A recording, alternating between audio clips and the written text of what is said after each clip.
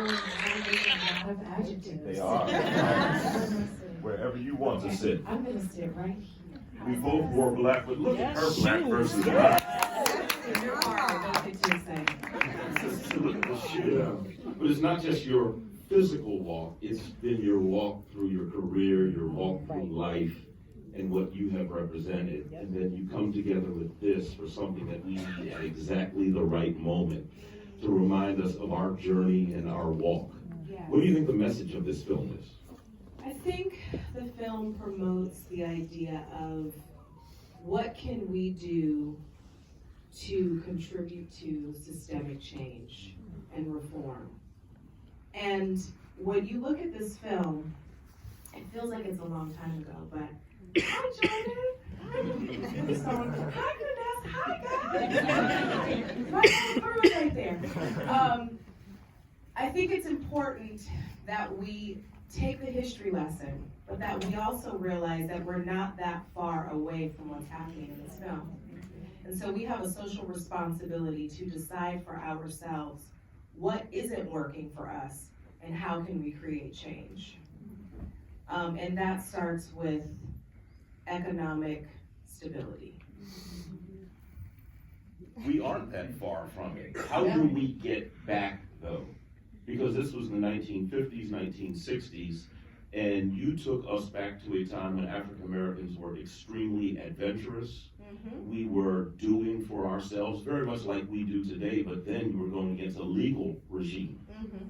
But through the strength of personality and character, did this resonate with you because your family's from Georgia, people came from Georgia, came to Trenton? What did they do? How did this really capture your journey? So my grandparents are from the islands, and my great-grandfather was one of the first dentists on the island of Trinidad. Hey. And my dad's side of the family was from the South, and my great-grandmother was a slave, basically.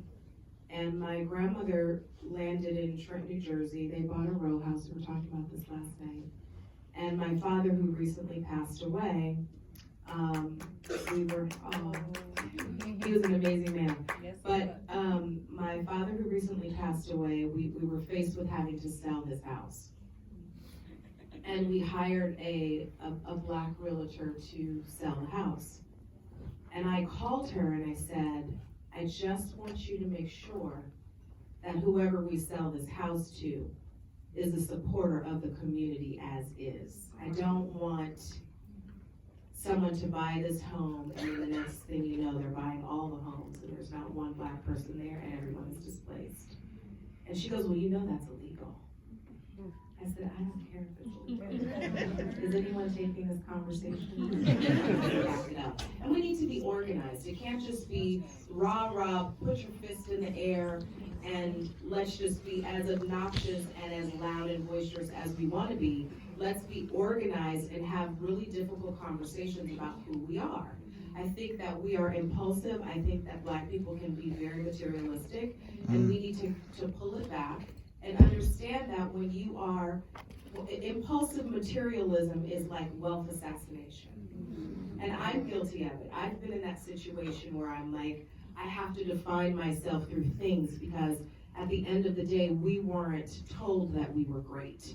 We had to come into this world and survive, and we had to come in this world, and we were raised by parents who were just trying to survive. And now I think this film reminds us that we can actually be great. We can have financial security and wealth.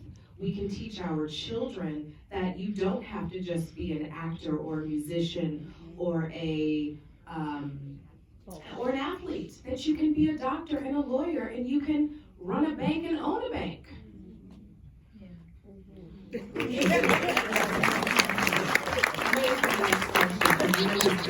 Glad to be on my toes.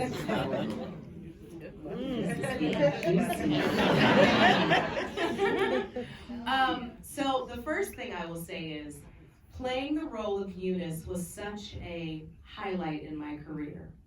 She was such a lady, from the undergarments to the stockings to the shoes to the wardrobe to the wigs and I had the hair people were, I was driving me crazy. I was like, no, we need to change the hair every time the year changes. And she's like, really? I said, yes. Well, you weren't. I said, no, but that's what women did. They had a wig for Sunday. They had a wig for, church. They had a wig for work. We needed to be what we needed to be to get what we needed done. That's right. Right? And so I think we haven't really changed in terms of our role in this world. But I will say that playing this woman reminds me to be soft, to stay soft. And I think Black women get a bad rap of being difficult, bossy. They call us bitches. They call us too loud, too much. But we've had to be too much. That's why we are too much. But now I think what we can do is we can refine that. And we can actually go back to being soft and forgiving and understanding. And this woman was this man's backbone. And she was sort of the one pulling the strings to the puppet. I'm not saying he was a puppet, but what I am saying is she was definitely watching every single thing that was happening. And that's the most powerful place to be, is in the cut. Y'all know that. You gotta be in the cut sometimes. That goes along with the program and just passes by and lets life happen to you. And I've always been someone who did what was unpopular, and I wasn't ever, and I'm still not, ever gonna do anything that doesn't sit right within my soul, period. And that is, we all need to be in that place. We don't have to just go with the flow. Don't be reckless, be educated, read, be smart, know what you're talking about, but use your creative mind to find a way, find that loophole, because it's that loophole that creates billionaires. And don't be afraid to trust that. I think growing up as a young Black girl, I never thought I was going to be doing this. I didn't even want to be famous. Someone said, oh, you'd make a great actress. And I'm like, really? Well, where do I sign up? And I signed up, and my work ethic is impeccable. And that is why I'm successful. I'm not saying I'm the best, but it's my work ethic. And what I notice, I have a 19-year-old. I know this is way off your question, but I have a 19-year-old, and I always say to him, and my mother used to say to me that we do have to be 10 times better, 100 times better.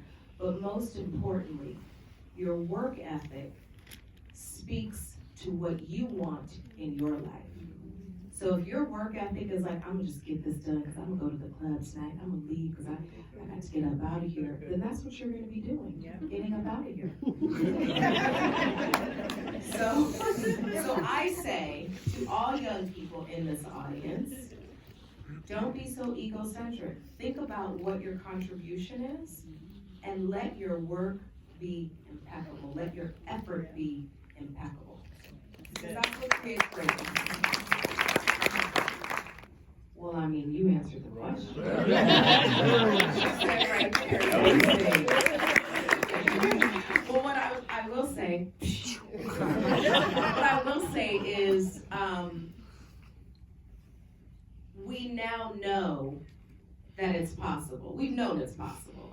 But this film is a reminder of the things that seem to be impossible in our minds. And I think the greatest part of all of this is a family film. This really is, like, I'm taking my 8-year-old to see this movie. Even though he may miss certain things, he will still feel the spirit of two men who were fearless, who did something that no one would ever think to do, and it actually worked. Yeah, there were some, it imploded, but at the end of the day, they helped to change the laws.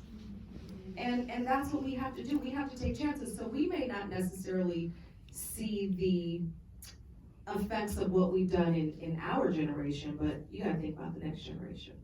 And I think young people need to see that, again, you can choose to be whatever you want, including owning a bank. So I gave away all my good sound bites. There was a white ally in this, Parker. Yeah. And I think that was also a very nuanced presentation of many groups of people came to America and actually worked together. And I think a lot of that is missing today as we are a divided country. And what do you think the takeaway for, what is the commentary on capitalism for African Americans? Can this happen? So the first, to answer the first part, okay, wait, now you gotta go back, because you said two different things. You know I'm an actor, I do one thing at a time. Oh, the love story. So, here's what I'll say. I think that when you look at the Black family unit in the 50s, into the 60s, and into the Civil Rights Movement, I feel like we clung towards one another. I feel like the family unit was the thing that actually empowered us to make audacious moves and to have a voice and to, you know, celebrate the Black family and to have, you know, the generations of the family go to church. And there was just more tradition. I think we've lost that. I think that, I mean, look, I'm a product of the 70s, and one of the things that I've learned about my father throughout this experience of losing him is that, yes, he was my father, but he was also a man who was committed to his community. And so I had to come to the realization in a very short period of time that it was meant for me to share him. That's right. With the community, and I'm okay with that. And so now I think to myself, I have so much more empathy and compassion for men during that time, because during the 60s and into the 70s, Black men were mistreated, they were displaced, they were trying to find their voice, with all the expectation of being Black, proud, a father, and make some money. That's a lot. And so, as a woman now who is raising two boys, just because you're a man, it doesn't mean, and here's the other part of that. I don't think Black men were allowed to feel. And because they weren't allowed to feel, they became cold and cut off the things that they could not handle. And that was sort of the beginning of our families breaking up. Because I know, how many women in here were born in the 70s-ish? Okay. Were your parents together? Yes. No. I ain't talking to you today. No, but I'm saying most women in my generation, I do feel like they come from single parent homes. And it is because of that. And these men were out on the front line trying to create change. And then women start to get empowered. And then we're like, oh, well, we can do it ourselves. But what we didn't deal with is the anger and the disappointment and the misguided feelings based on the fact that we were left to do things that most of the time our great-grandparents and great-great-grandparents did with a partner. So we have a lot of healing to do. And the healing that we need to do emotionally and spiritually has to be done for us to fully actualize our potential in wealth. That's what I think. That's just my personal opinion. That'd be incredible. Oh my God.